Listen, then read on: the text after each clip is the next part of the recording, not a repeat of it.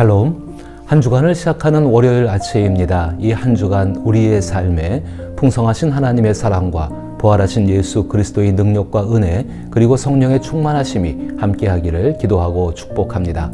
함께 읽고 묵상할 말씀은 창세기 50장 15절로부터 21절 말씀입니다. 제가 읽어봅니다.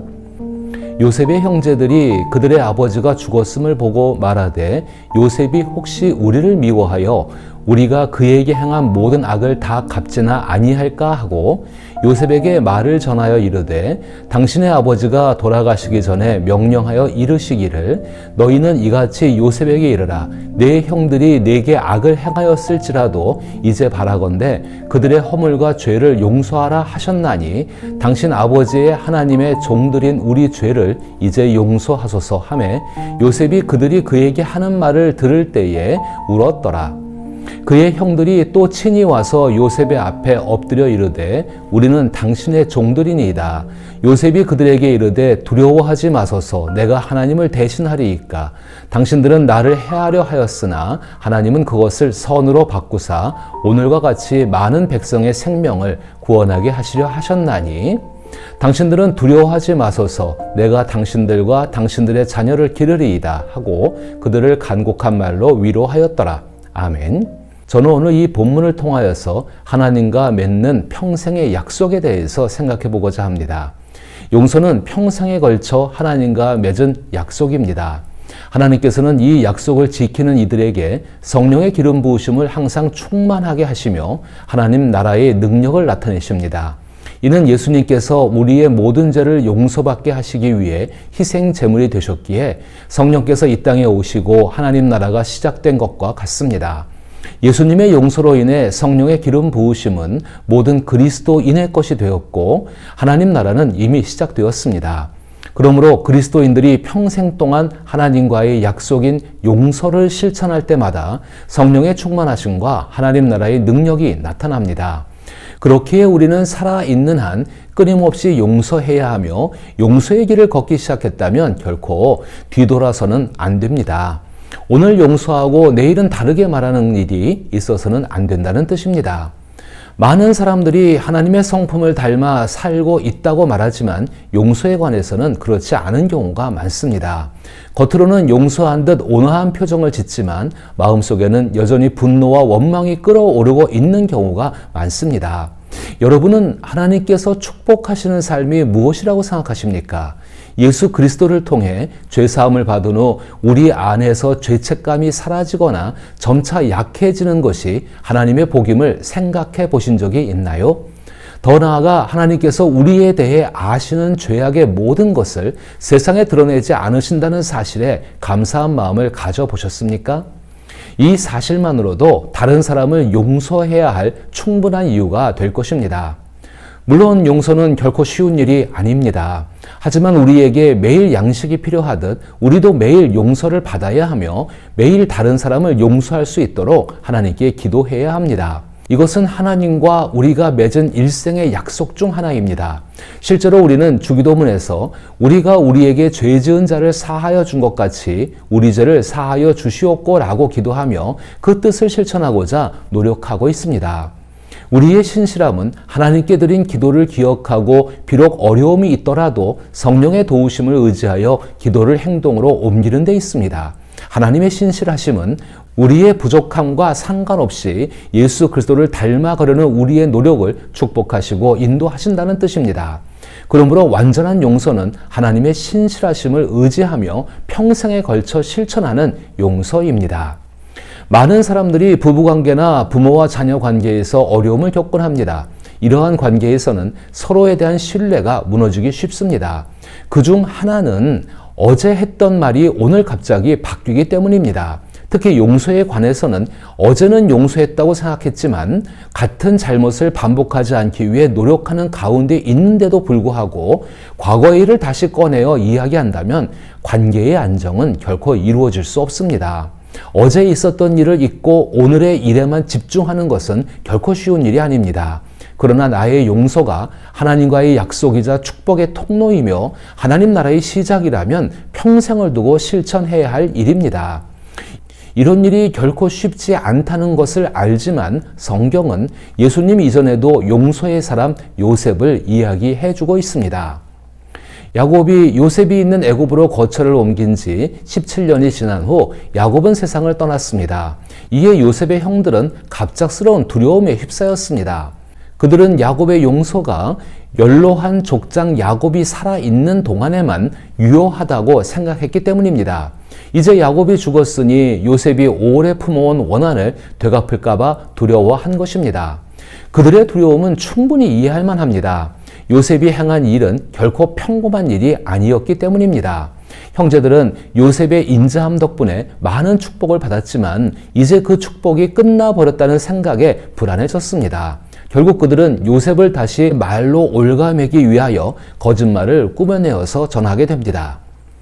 요셉의 형제들이 그들의 아버지가 죽었음을 보고 말하되 요셉이 혹시 우리를 미워하여 우리가 그에게 행한 모든 악을 다 갚지나 아니할까 하고 요셉에게 말을 전하여 이르되 당신의 아버지가 돌아가시기 전에 명령하여 이르시기를 너희는 이같이 요셉에게 이르라 내 형들이 내게 악을 행하였을지라도 이제 바라건대 그들의 허물과 죄를 용서하라 하셨나니 당신 아버지의 하나님의 종들인 우리 죄를 이제 용서하소서 하매 요셉이 그들이 그에게 하는 말을 들을 때에 울었더라.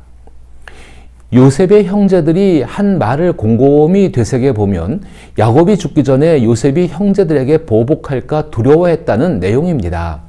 하지만 만약 야곱이 정말 그런 생각을 했다면 직접 요셉에게 그 말을 했을 것입니다. 야곱이 두려움을 안고 세상을 떠났을 리 없기 때문입니다. 오히려 두려움을 느낀 쪽은 형제들이었습니다.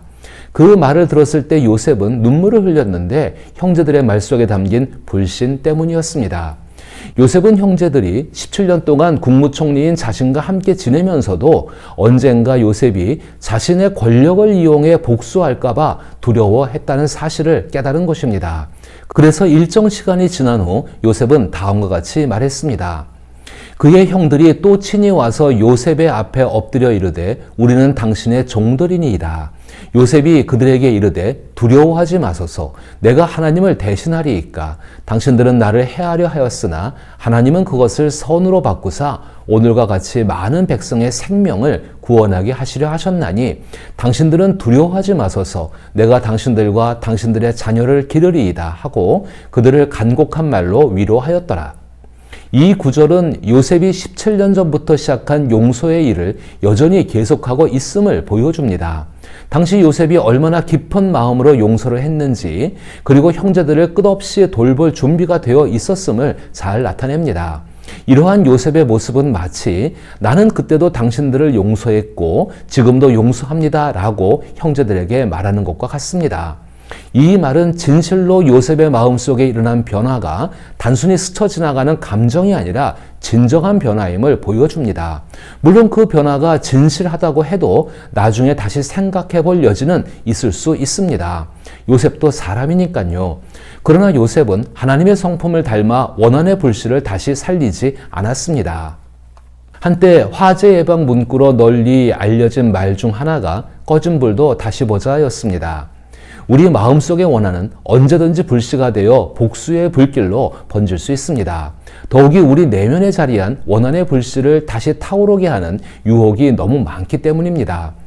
시편 85편 8절에서는 내가 하나님 여호와께서 하실 말씀을 들으리니 무릇 그의 백성 그의 성도들에게 화평을 말씀하실 것이라 그들은 다시 어리석은 대로 돌아가지 말지로다 라고 말씀하십니다.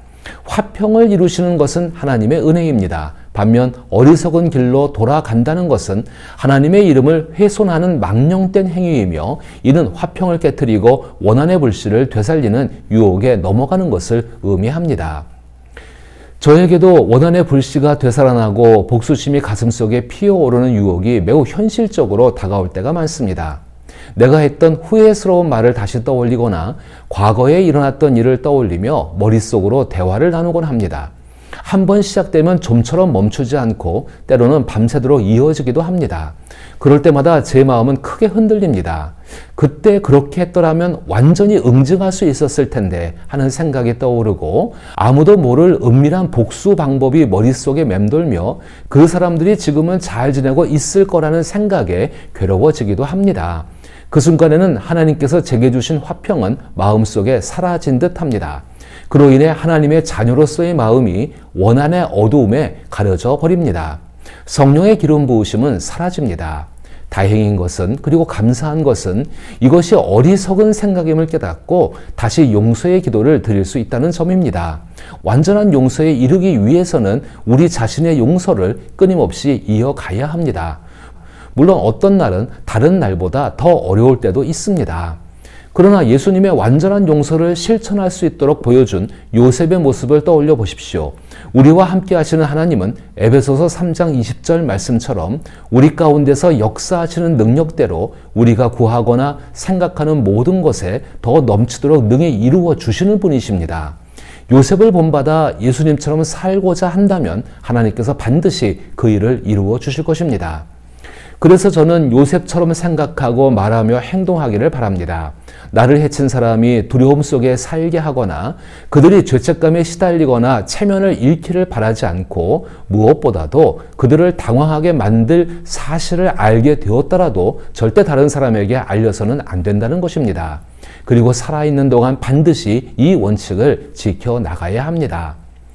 이 모든 내용은 하나님께서 예수 그리스도를 통해 우리의 죄를 용서하시며 세우신 구체적인 계약 사항입니다. 따라서 우리가 용서하겠다는 서약을 하고 진정으로 용서하기로 결심했다면 매일 그 약속을 새롭게 다짐해야 한다는 점을 잊지 말아야 합니다. 그렇지 않으면 완전한 용서가 이루어질 수 없습니다. 오늘은 용서가 쉬워도 내일은 어려울 수 있고 다음 주나 내년에는 더욱 힘들어질 수도 있습니다. 하지만 하나님께서 우리를 향한 약속을 변함없이 지키시는 것처럼 우리도 용서를 통해 화목을 이루는 직분을 충실히 감당해야 합니다. 이러한 삶 속에서 예수님의 용서로 시작된 하나님 나라가 우리 삶에 풍성히 임할 것입니다. 이와 같은 삶을 성령의 기름 부으심 안에서 살아갈 수 있기를 기도하며 축복합니다.